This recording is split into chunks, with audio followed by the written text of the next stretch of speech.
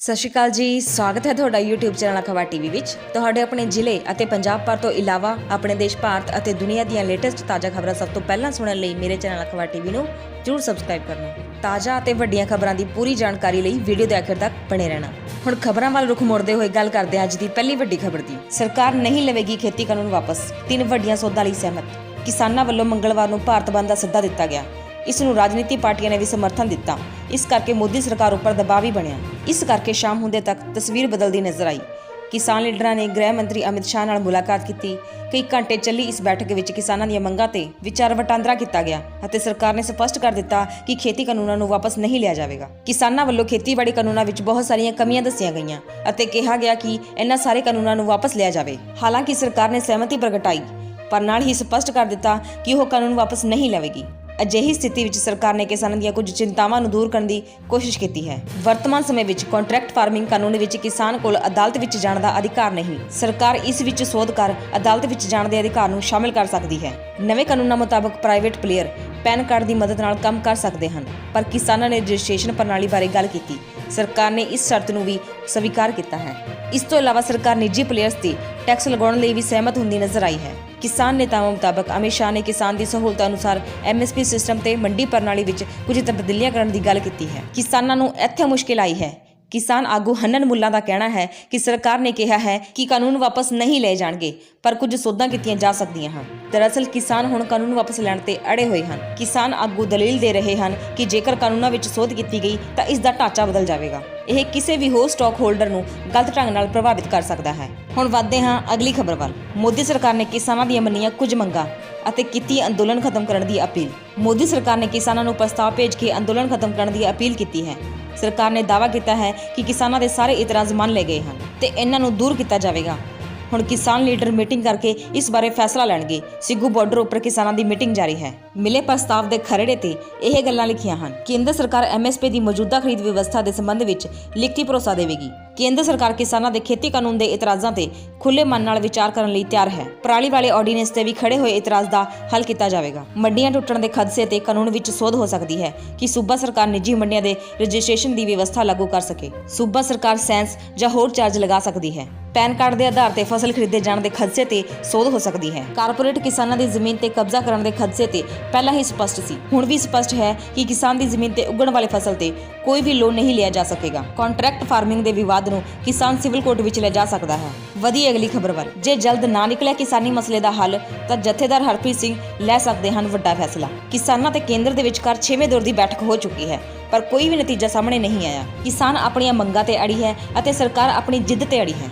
ਇਸ ਨੂੰ ਲੈ ਕੇ ਜਥੇਦਾਰ ਗਿਆਨੀ ਹਰਪ੍ਰੀਤ ਸਿੰਘ ਨੇ ਕਿਹਾ ਕਿ ਉਹ ਪ੍ਰਮਾਤਮਾ ਅੱਗੇ ਅਰਦਾਸ ਕਰਨਗੇ ਕਿ ਅੱਜ ਕਿਸਾਨਾਂ ਦੀਆਂ ਮੰਗਾਂ ਮੰਨੀਆਂ ਜਾਣ ਅਤੇ ਖੁਸ਼ੀ-ਖੁਸ਼ੀ ਉਹ ਆਪਣੇ ਘਰ ਆ ਜਾਣ। ਅਜਿਹੇ ਵਿੱਚ ਜੇਕਰ ਲੋੜ ਪੈਂਦੀ ਹੈ ਤਾਂ ਉਹ ਕਿਸਾਨੀ ਸੰਘਰਸ਼ ਵਿੱਚ ਸ਼ਾਮਲ ਹੋਣ ਲਈ ਤਿਆਰ ਹਨ। ਉਹਨਾਂ ਕਿਹਾ ਕਿ ਸਰਕਾਰ ਲੋਕ ਹਿੱਤਾਂ ਵਿੱਚ ਕਾਨੂੰਨ ਬਣਾਉਂਦੀ ਹੈ, ਪਰ ਜੋ ਕਾਨੂੰਨ ਲੋਕ ਹਿੱਤਾਂ ਵਿੱਚ ਨਹੀਂ ਹਨ ਉਹਨਾਂ ਨੂੰ ਖਤਮ ਕੀਤਾ ਜਾਣਾ ਚਾਹੀਦਾ ਹੈ। ਗਿਆਨੀ ਹਰਪ੍ਰੀਤ ਸਿੰਘ ਨੇ ਕਿਹਾ ਕਿ ਖੇਤੀ ਮਾਹਰਾਂ ਦੀ ਖੇਤੀ ਕਾਨੂੰਨ ਬਣਾਉਣ ਤੋਂ ਪਹਿਲਾਂ ਸਲਾਹ ਲੈਣੀ ਚਾਹੀਦੀ ਸੀ। ਇਸ ਤਰ੍ਹਾਂ ਕਾਨੂੰਨ ਬਣਾਉਣ ਅਤੇ ਸੋਚਣ ਦੀ ਸਰਕਾਰ ਦੀ ਨੀਅਤ ਤੇ ਸੰਕੇ ਖੜੇ ਹੋ ਜਾਂਦੇ ਹਨ। ਇਹ ਕਾਨੂੰਨ ਕਾਰਪੋਰੇਟ ਘਰਾਣਿਆਂ ਨੂੰ ਲਾਭ ਪਹੁੰਚਾਉਣ ਲਈ ਲਿਆਂਦੇ ਗਏ ਹਨ। ਇਹ ਤਿੰਨੇ ਕਾਨੂੰਨ ਰੱਦ ਕੀਤੇ ਜਾਣੇ ਚਾਹੀਦੇ ਹਨ ਕਿਉਂਕਿ ਵਿਸ਼ਵ ਦੀ ਆਰਥਿਕਤਾ ਕਰੋਨਾ ਕਾਰਨ ਖਤਮ ਹੋਣ ਦੀ ਕਗਾਰ ਤੇ ਸੀ, ਪਰ ਖੇਤੀ ਨੇ ਬਚਾਈ ਰੱਖਿਆ। ਇਸ ਲਈ ਖੇਤੀ ਨੂੰ ਬਚਾਉਣ ਲਈ ਯਤਨ ਕੀਤੇ ਜਾਣੇ ਚਾਹੀਦੇ ਹਨ। ਹੁਣ ਵਧੀਏ ਅਗਲੀ ਖਬਰ ਵੱਲ। ਕੇਂਦਰੀ ਮੰਤਰੀ ਜਾਵੜੇਕਰ ਦਾ ਦਾਅਵਾ, ਕਿਸਾਨਾਂ ਨੇ ਖੁਦ ਲਈ ਖੇਤੀ ਕਾਨੂੰਨਾਂ ਤੇ ਮੋਹਰ। ਇੱਕ ਪਾਸੇ ਕਿਸਾਨ ਪਿਛਲੇ ਕੁਝ ਦਿਨਾਂ ਤੋਂ ਲਗਾਤਾਰ ਕੜਾਕੇ ਦੀ ਠੰਡ ਵਿੱਚ ਪ੍ਰਦਰਸ਼ਨ ਕਰ ਰਹੇ ਹਨ ਅਤੇ ਦੂਜੇ ਪਾਸੇ ਕੇਂਦਰੀ ਮੰਤਰੀ ਮੁੜ ਕਿਸਾਨਾਂ ਦੇ ਖੇਤੀ ਕਾਨੂੰਨਾਂ ਦੇ ਹੱਕ ਵਿੱਚ ਹੋਣ ਦਾ ਦਾਅਵਾ ਕਰ ਰਹੇ ਹਨ। ਕੇਂਦਰੀ ਮੰਤਰੀ ਪ੍ਰਕਾਸ਼ ਜਾਵੜੇਕਰ ਨੇ ਕਿਸਾਨ ਅੰਦੋਲਨ ਦੇ ਵਿਚਕਾਰ ਰਾਜਸਥਾਨ ਦੀ ਪੰਚਾਇਤ ਚੋਣਾਂ ਵਿੱਚ ਭਾਜਪਾ ਦੀ ਜਿੱਤ ਨੂੰ ਤਿੰਨੋਂ ਖੇਤੀਬਾੜੀ ਕਾਨੂੰਨਾਂ ਤੇ ਕਿਸਾਨਾਂ ਦੀ ਮੋਹਰ ਕਰਾਰ ਦਿੱਤਾ ਹੈ। ਉਹਨਾਂ ਕਿਹਾ ਕਿ ਜ਼ਿਲ੍ਹਾ ਪਰਿਸ਼ਦ ਅਤੇ ਪੰਚਾਇਤ ਸਮਿਤੀ ਚੋਣਾਂ ਵਿੱਚ ਭਾਜਪਾ ਨੇ ਜਿੱਤ ਹਾਸਲ ਕੀਤੀ ਹੈ। ਕੇਂਦਰੀ ਮੰਤਰੀ ਨੇ ਕਿਹਾ ਕਿ ਸੂਬੇ ਵਿੱਚ 2.5 ਕਰੋੜ ਵੋਟਰਾਂ ਵਿੱਚੋਂ ਬਹੁਤੇ ਕਿਸਾਨ ਹਨ, ਇਸ ਲਈ ਰਾਜਸਥਾਨ ਵਿੱਚ ਕਿਸਾਨ ਖੇਤੀਬਾੜੀ ਸੁਧਾਰਾਂ ਦੇ ਹੱਕ ਵਿੱਚ ਹਨ। ਭਾਜਪਾ ਨੇ ਰਾਜਸਥਾਨ ਵਿੱਚ ਜ਼ਿਲ੍ਹਾ ਪਰਿਸ਼ਦ ਅਤੇ ਪੰਚਾਇਤ ਸਮਿਤੀ ਚੋਣਾਂ ਜਿੱਤੀਆਂ ਹਨ। ਉਹਨਾਂ ਕਿਹਾ ਕਿ ਜ਼ਿਲ੍ਹਾ ਪਰਿਸ਼ਦ ਦੀਆਂ ਚੋਣਾਂ ਵਿੱਚ 636 ਸੀਟਾਂ ਤੇ ਚੋਣ ਲੜੀ ਗਈ ਸੀ, ਜਿਸ ਵਿੱਚ ਭਾਜਪਾ ਨੇ 353 ਸੀਟਾਂ ਜਿੱਤੀਆਂ ਹਨ। ਇਸ ਤੇ ਉਹਨਾਂ ਨੇ ਕਿਹਾ ਕਿ ਕਿਸਾਨ ਇਹਨਾਂ ਕਾਨੂੰਨਾਂ ਦੇ ਹੱਕ ਵਿੱਚ ਹੈ ਅਤੇ ਉਹਨਾਂ ਨੇ ਇਸ ਤੇ ਖੁਦ ਮੋਹਰ ਲਈ ਹੈ। ਵਧੀਆ ਅਗਲੀ ਖਬਰ ਵੱਲ। ਬਲਦੇਵ ਸਿੰਘ ਭੁੱਲਰ ਕਿਸਾਨਾਂ ਦੇ ਹੱਕਾਂ ਵਿੱਚ ਆਏ ਅੱਗੇ।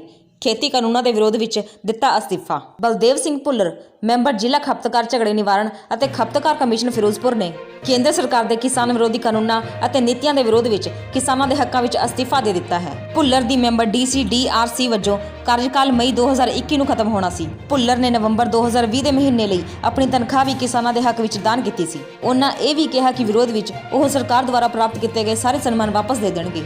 ਹੁਣ ਵਧਦੇ ਹਾਂ ਅਗਲੀ ਖਬਰ ਵੱਲ। ਰਾਜੇਵਾਲ ਦਾ ਵੱਡਾ ਬਿਆਨ, ਭਾਜਪਾ ਦੇ ਅੰਦਰ ਸ਼ੁਰੂ ਹੋਈ ਬਗਾਵਤ, ਕੀਮਤ ਚੁਕਾਉਣੀ ਪਵੇਗੀ ਸਰਕਾਰ ਨੂੰ।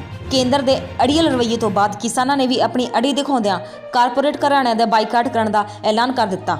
ਇੱਥੇ ਹੀ ਸ਼ਾਮ ਦੀ ਪ੍ਰੈਸ ਕਾਨਫਰੰਸ ਤੋਂ ਬਾਅਦ ਗੱਲ ਕਰਦਿਆਂ ਭਾਰਤੀ ਕਿਸਾਨ ਯੂਨੀਅਨ ਰਾਜੇਵਾਲ ਦੇ ਪ੍ਰਧਾਨ ਬਲਬੀਰ ਸਿੰਘ ਰਾਜੇਵਾਲ ਨੇ ਵੱਡਾ ਬਿਆਨ ਦਿੱਤਾ ਹੈ। ਰਾਜੇਵਾਲ ਨੇ ਕਿਹਾ ਕਿ ਭਾਜਪਾ ਦੇ ਅੰਦਰ ਬੜੀ ਵੱਡੀ ਬਗਾਵਤ ਹੋ ਰਹੀ ਹੈ। ਸਾਰੇ ਭਾਜਪਾ ਲੀਡਰ ਮੋਦੀ ਅਤੇ ਸ਼ਾਹ ਦੇ ਨਾਲ ਨਹੀਂ ਹਨ। ਉਹਨਾਂ ਕਿਹਾ ਕਿ ਭਾਜਪਾ ਨੂੰ ਇਸ ਦੀ ਬੜੀ ਵੱਡੀ ਕੀਮਤ ਚੁਕਾਉਣੀ ਪੈ ਸਕਦੀ ਹੈ। ਰਾਜੇਵਾਲ ਨੇ ਇੱਥੋਂ ਤੱਕ ਕਹਿ ਦਿੱਤਾ ਕਿ ਕੇਂਦਰ ਸਰਕਾਰ ਐਸੇ ਤਰ੍ਹਾਂ ਅੜੀਅਲ ਰਹੀ ਤਾਂ ਸਰਕਾਰ ਡਿੱਗ ਸਕਦੀ ਹੈ। ਉਹਨਾਂ ਕਿਹਾ ਕਿ ਭਾਜਪਾ ਦੇ ਲੀਡਰਾਂ ਨੇ ਆਖਰ ਕਿਸਾਨਾਂ ਕੋਲ ਹੀ ਆਉਣਾ ਹੈ ਤੇ ਜੇ ਇਹੋ ਮਾਹੌਲ ਰਿਹਾ ਤਾਂ ਨਤੀਜੇ ਮਾੜੇ ਆਉਣਗੇ। ਵਧੀਆ ਅਗਲੀ ਖਬਰ ਵੱਲ। 70 ਲੱਖ ਭਾਰਤੀਆਂ ਦੇ ਡੈਬਿਟ ਕ੍ਰੈਡਿਟ ਕਾਰਡ ਅਤੇ ਫੋਨ ਨੰਬਰ ਸਣੇ ਈਮੇਲ ਆਈਡੀ ਲੀਕ। ਆਨਲਾਈਨ ਅਤੇ ਡਿਜੀਟਲ ਬੈਂਕਿੰਗ ਨੂੰ ਲੈ ਕੇ ਇੱਕ ਵੱਡਾ ਖੁਲਾਸਾ ਹੋਇਆ ਹੈ। ਡਾਰਕ ਵੈਬ ਤੇ 70 ਲੱਖ ਭਾਰਤੀ ਡੈਬਿਟ ਤੇ ਕ੍ਰੈਡਿਟ ਕਾਰਡ ਹੋਲਡਰਾਂ ਦਾ ਨਿੱਜੀ ਡਾਟਾ ਲੀਕ ਹੋ ਗਿਆ ਹੈ। ਇੱਕ ਇੰਟਰਨੈਟ ਸਿਕਿਉਰਿਟੀ ਰਿਸਰਚ ਦੇ ਹਵਾਲੇ ਨਾਲ ਇਹ ਜਾਣਕਾਰੀ ਮਿਲੀ ਹੈ। ਲੀਕ ਹੋਈ ਜਾਣਕਾਰੀ ਵਿੱਚ ਯੂਜ਼ਰ ਦਾ ਨਾਮ, ਫੋਨ ਨੰਬਰ, ਈਮੇਲ ਅਤੇ ਸਾਲਾਨਾ ਆਮਦਨ ਤੱਕ ਵੀ ਸ਼ਾਮਲ ਹਨ। ਸਿਕਿਉਰਿਟੀ ਰਿਸਰਚ ਰਾਜਸ਼ੇਖਰ ਰਾਜਹਰੀਆ ਨੇ ਇਹ ਦਾਅਵਾ ਕੀਤਾ ਹੈ। ਲਗਭਗ 2 GB ਦਾ ਡਾਟਾਬੇਸ ਲੀਕ ਹੋਇਆ ਹੈ, ਜਿਸ ਵਿੱਚ ਇਹ ਦੱਸਿਆ ਗਿਆ ਹੈ ਕਿ ਯੂਜ਼ਰ ਦਾ ਖਾਤਾ ਕਿਸ ਤਰ੍ਹਾਂ ਦਾ ਹੈ ਅਤੇ ਉਹਨਾਂ ਨੇ ਮੋਬਾਈਲ ਅਲਰਟ ਤੇ ਇਸ ਨੂੰ ਸਵਿਚ ਕੀਤਾ ਹੈ ਜਾਂ ਨਹੀਂ। ਇਹ ਡਾਟਾ 2010 ਅਤੇ 2019 ਦੌਰਾਨ ਦਾ ਹੈ। ਇਹ ਡਾਟਾ ਹੈਕਰਜ਼ ਅਤੇ ਸਪੈਮਰਜ਼ ਲਈ ਬਹੁਤ ਲਾਭਕਾਰੀ ਹੈ। ਰਾਜਹਰੀਆ ਨੇ ਖਦਸ਼ਾ ਪ੍ਰਗਟਾਇਆ ਕਿ ਡਾਟਾ ਵੈਬ ਤੇ ਇਸ ਡਾਟਾ ਨੂੰ ਲੀਕ ਕਰਕੇ ਵੇਚਿਆ ਗਿਆ ਹੈ ਅਤੇ ਬਾਅਦ ਵਿੱਚ ਜਨਤਕ ਕੀਤਾ ਗਿਆ ਹੈ। ਵਿੱਤੀ ਡਾਟਾ ਇੰਟਰਨੈਟ ਤੇ ਸਭ ਤੋਂ ਮਹਿੰਗਾ ਡਾਟਾ ਮੰਨਿਆ ਜਾਂਦਾ ਹੈ। ਗੱਲ ਕਰਦੇ ਹਾਂ ਅਗਲੀ ਖਬਰ ਦੀ। ਜੰਮੂ ਕਸ਼ਮੀਰ ਦੇ ਬਾਰਾਮੂਲਾ ਵਿੱਚ ਗ੍ਰਨੇਡ ਦੇ ਹਮਲੇ ਦੌਰਾਨ 3 ਨਾਗਰਿਕ ਹੋਏ ਜ਼ਖਮੀ। ਜੰਮੂ ਕਸ਼ਮੀਰ ਵਿੱਚ ਰੋਜ਼ਾਨਾ ਹਮਲੇ ਨਾਲ ਜੁੜੀਆਂ ਖਬਰਾਂ ਵੇਖਣ ਨੂੰ ਮਿਲਦੀਆਂ ਹਨ। ਅੱਜ ਇਹ ਹਮਲਾ ਬਾਰਾਮੂਲਾ ਜ਼ਿਲ੍ਹੇ ਦੇ ਗ੍ਰਨੇਡ ਵਿੱਚ ਵਾਪਰਿਆ ਹੈ, ਜਿਸ ਵਿੱਚ 3 ਨਾਗਰਿਕ ਜ਼ਖਮੀ ਹੋ ਗਏ ਹਨ। ਜਾਣਕਾਰੀ ਮੁਤਾਬਕ ਇਹ ਹਮਲਾ ਪਟਨ ਇਲਾਕੇ ਦੇ ਸਿੰਘਪੋਰਾ ਵਿੱਚ ਹੋਇਆ ਹੈ।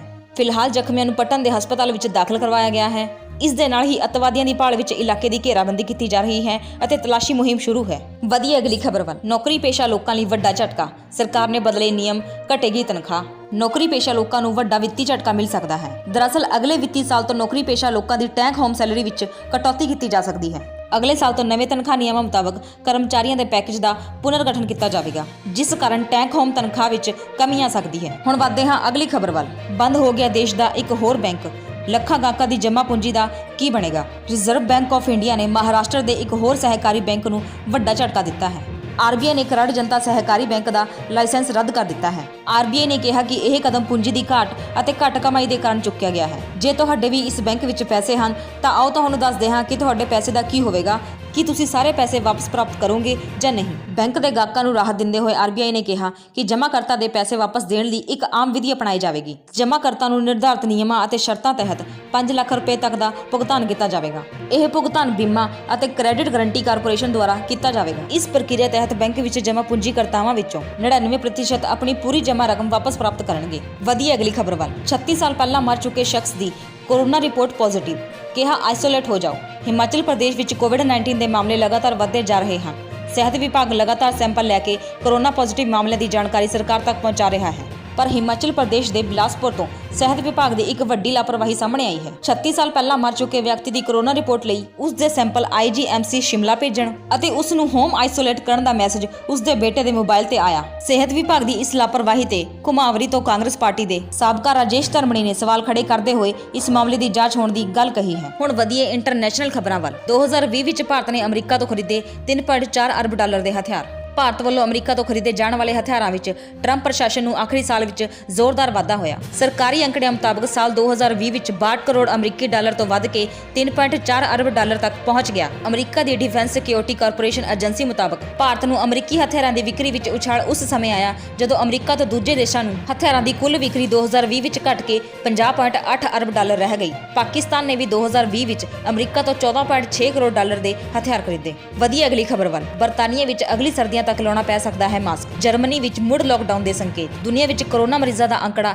6.85 ਕਰੋੜ ਦੇ ਪਾਰ ਹੋ ਗਿਆ ਹੈ। 4 ਕਰੋੜ 74 ਲੱਖ ਤੋਂ ਜ਼ਿਆਦਾ ਠੀਕ ਹੋ ਚੁੱਕੇ ਹਨ। ਹੁਣ ਤੱਕ 15,62,000 ਤੋਂ ਜ਼ਿਆਦਾ ਲੋਕ ਜਾਨ ਗਵਾ ਚੁੱਕੇ ਹਨ। ਬ੍ਰਿਟੇਨ ਦੇ ਸਾਇੰਸ ਚੀਫ ਨੇ ਕਿਹਾ ਕਿ ਬੇਸ਼ੱਕ ਦੇਸ਼ ਵਿੱਚ ਵੈਕਸੀਨ ਆ ਚੁੱਕੀ ਹੈ, ਲੇਕਿਨ ਮੁਮਕਿਨ ਹੈ ਕਿ ਅਗਲੀ ਸਰਦੀਆਂ ਤੱਕ ਬਰਤਾਨੀਆ ਦੇ ਲੋਕਾਂ ਨੂੰ ਮਾਸਕ ਪਾਉਣਾ ਪਵੇਗਾ। ਇਟਲੀ ਅਤੇ ਜਰਮਨੀ ਵਿੱਚ ਵਾਇਰਸ ਹੁਣ ਵੀ ਕਾਬੂ ਵਿੱਚ ਨਹੀਂ ਹੈ। ਇਟਲੀ ਵਿੱਚ ਤਾਂ ਮਰਨ ਵਾਲਿਆਂ ਦਾ ਅੰਕੜਾ 60,000 ਤੋਂ ਪਾਰ ਹੋ ਗਿਆ ਹੈ। ਮੀਡੀਆ ਨਾਲ ਗੱਲਬਾਤ ਕਰਦੇ ਹੋਏ ਪੈਟਰਿਕ ਨੇ ਕਿਹਾ, ਇਹ ਗੱਲ ਸਹੀ ਹੈ ਕਿ ਅਸੀਂ ਵੈਕਸੀਨ ਲਿਆਉਣ ਵਾਲੇ ਪਹਿਲੇ ਦੇਸ਼ ਬਣ ਗਏ ਹਾਂ। ਇਹ ਬਹੁਤ ਵੱਡੀ ਕਾਮਯਾਬੀ ਹੈ, ਲੇਕਿਨ ਇਸ ਦਾ ਮਤਲਬ ਇਹ ਨਹੀਂ ਹੈ ਕਿ ਅਸੀਂ ਬਿਲਕੁਲ ਲਾਪਰਵਾਹ ਹੋ ਜਾਈਏ। ਮੇਰਾ ਮੰਨਣਾ ਹੈ ਕਿ ਸਾਨੂੰ ਅਗਲੀ ਸਰਦੀਆਂ ਤੱਕ ਮਾਸਕ ਪਹਿਨਣਾ ਪੈ ਸਕਦਾ ਹੈ। ਸਾਨੂੰ ਇਸ ਦੇ ਲਈ ਤਿਆਰ ਰਹਿਣਾ ਚਾਹੀਦਾ ਹੈ। ਵੈਕਸੀਨੇਸ਼ਨ ਦੇ ਨਾਲ ਜੇ ਲੋਕ ਚੌਕਸੀ ਰੱਖਣਗੇ ਤਾਂ ਉਹਨਾਂ ਲਈ ਇਹ ਬਿਹਤਰ ਹੋਵੇਗਾ। ਤਾਂ ਇਹ ਸਨ ਅੱਜ ਦੀਆਂ ਖਬਰਾਂ। ਇਸੇ ਤਰ੍ਹਾਂ ਦੀਆਂ ਵੱਡੀਆਂ ਖਬਰਾਂ ਸਾਦੀ ਅਤੇ ਸਪਸ਼ਟ ਭਾਸ਼ਾ ਵਿੱਚ ਸੁਣਦੇ ਰਹਿਣ ਲਈ ਮੇਰੇ ਚੈਨਲ ਅਖਬਾਰ ਟੀਵੀ ਨੂੰ ਜ਼ਰੂਰ ਸਬਸਕ੍ਰਾਈਬ ਕਰਨਾ। ਹੁਣ ਲੈਂਦੀ ਹਾਂ ਇਜਾਜ਼ਤ। ਧੰਨਵਾਦ।